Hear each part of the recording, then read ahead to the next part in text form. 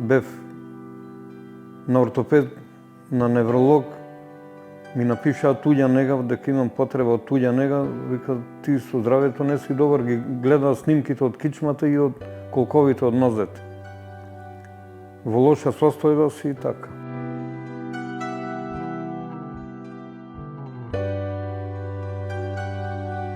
Во потешка состојба сум од тогаш, да речем, од 2017 наваму. Еве сега имам и собна инвалидска количка, штаки имам препишано, под мишка имам штаки, ови подлакни. Значи, мислења имам од доктори, сега имам нови мислења.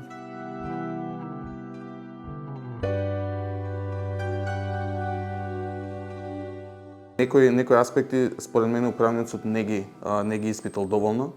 Особено, би рекол, проблематично е тоа што и самиот управен суд во пресудата, во последната пресуда се повикува на конзилиарно мислење и наод, што претходно било практично или фактички укинато или поништено со претходните пресуди.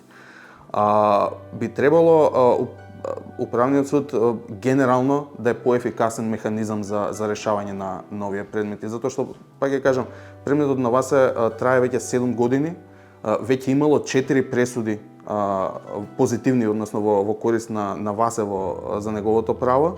Во 3 од тие пресуди управниот суд самиот констатира дека управните органи, односно Центарот за социјални работи кој е надлежен да одлучува за ваквото право, не ги почитувал насоките што самиот управен суд ги дал во пресудите, и од тога се поставува во прашање ефикасноста на целиот систем.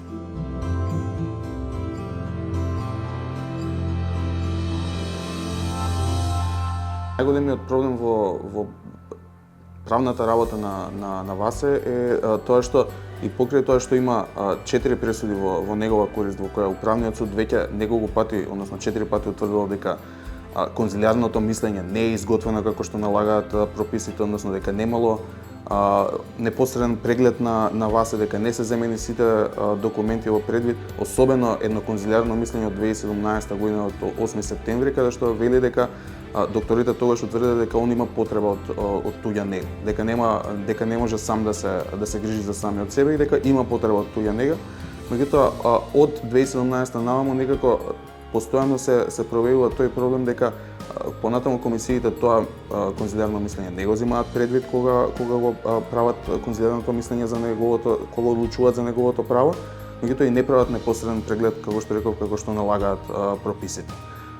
И покрај тоа што управниот суд 4 пати тоа го утврдил во последниот предмет, односно последната тужба, во пресудата по таа тужба управниот суд некако, според мене, не ја следи конзистентноста на примената на претходно донесените 4 пресуди.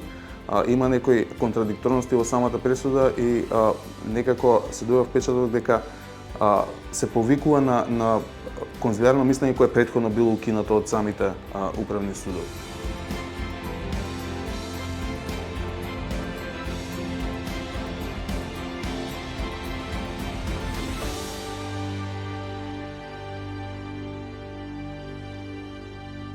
И за социјалното ми праја во 2 наврати. Ми праја проблем. И од која земав количката, значи на 15.11 на 15.12 бев на комисија. Ги натерав насила да ме викнат на комисија во пензиско за работна способност. Значи од 16.9.22 беше поднесено, а дури ме викна на 15.12.23 година и неколку месеци. Ти си одбиен, нема што да се жалиш. Нема што да тужиш. Зашто ми давате документ во рок од 30 дена? Имам право на тужба. Ако немам право, напишете дека немам право и готово.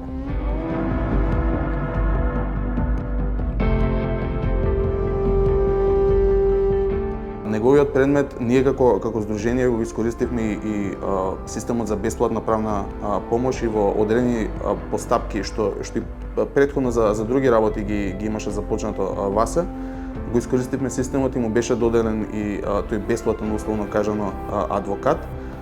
и затоа и работата стигне и до Врховниот суд од аспект на судење во разумен рок, каде Врховниот суд утврди дека не му било повредено ова право на судење во разумен рок и наложи рок во кој треба да се реши работата, меѓутоа тоа не гледаме дека дава ефекти и работата е се уште текова. Предметот е моментално пред Висшиот управен суд, поради тоа што последната тужба му беше одбиена како неоснована. И се надеваме дека Висшиот управен суд ќе ги земе предвид сите аспекти, ќе утврди дали и што можеби погрешно применил управниот суд кога ја носел последната пресуда.